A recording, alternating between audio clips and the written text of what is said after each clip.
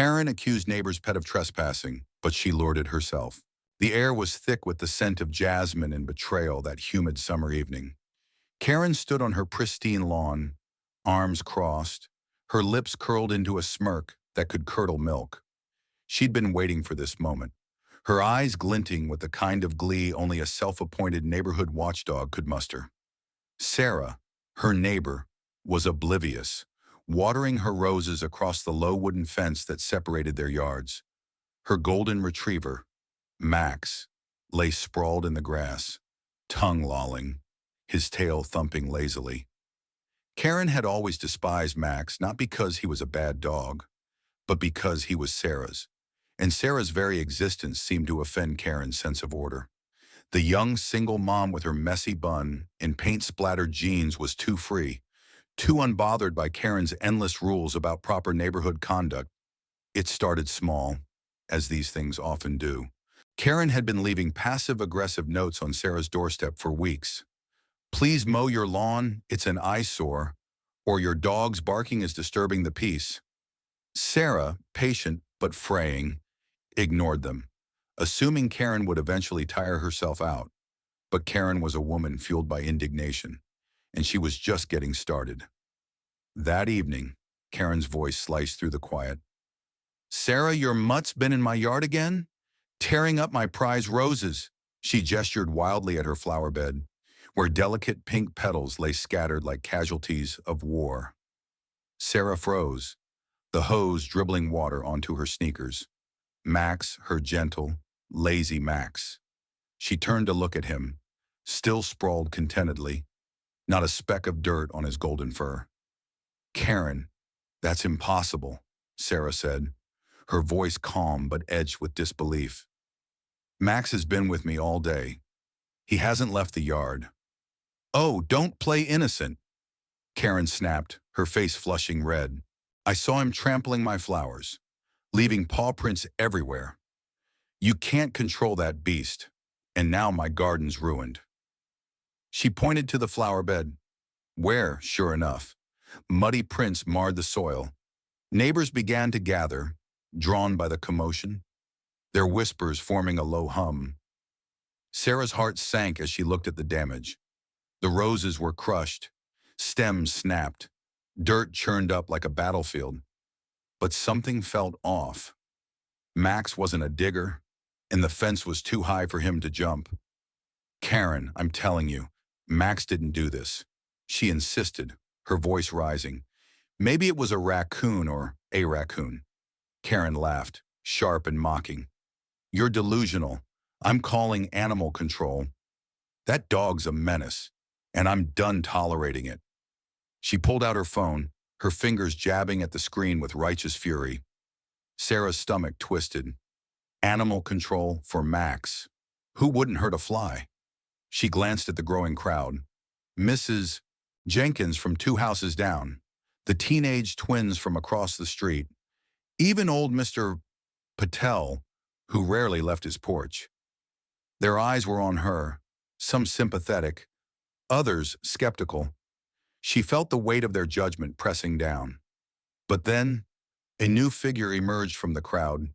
Tim, the quiet, bespectacled teenager who mowed lawns in the neighborhood. He was clutching a battered notebook, his knuckles white. "Wait," he said, his voice trembling but loud enough to halt Karen mid-dial. I saw what happened." All eyes turned to Tim. Karen's smirk faltered, just for a second. "What are you talking about, kid?" she barked. "This doesn't concern you." Tim swallowed hard, his Adam's apple bobbing. "I was mowing Mrs. Jenkins' lawn this afternoon. I saw you. Karen, you took a piece of meat from your kitchen and tossed it over the fence into your flower bed. Max smelled it and ran over. You left the gate open so he could get in." The crowd gasped, a collective intake of breath that seemed to suck the air from the scene.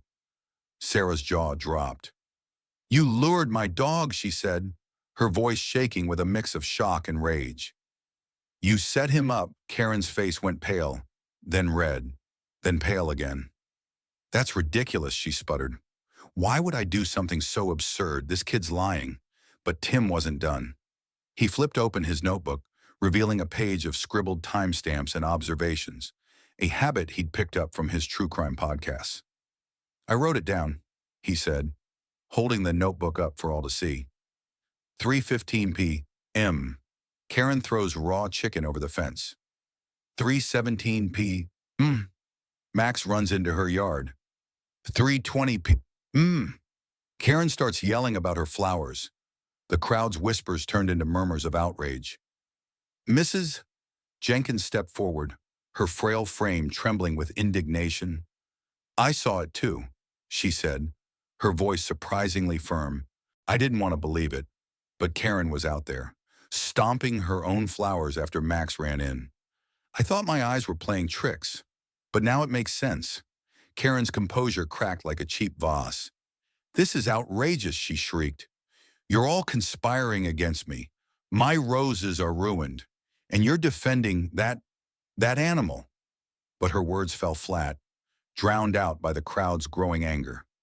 The truth was out, and it was ugly. Sarah's hands clenched into fists, her nails digging into her palms. You framed my dog. Karen, you destroyed your own garden just to make me look bad. What kind of person does that? Her voice broke, not from sadness, but from the sheer weight of her fury. Max, sensing her distress, whined softly and nudged her leg. Karen opened her mouth to retort, but the crowd was closing in now, their faces a mix of disgust and disbelief. Mr. Patel shook his head, muttering about karma. The teenage twins were filming on their phones, already uploading the drama to the neighborhood group chat. Karen's carefully curated image as the queen of the cul-de-sac was crumbling, petal by petal. Then came the final blow. Sarah, still shaking, pulled out her own phone and opened a security app. I forgot about this, she said, almost to herself.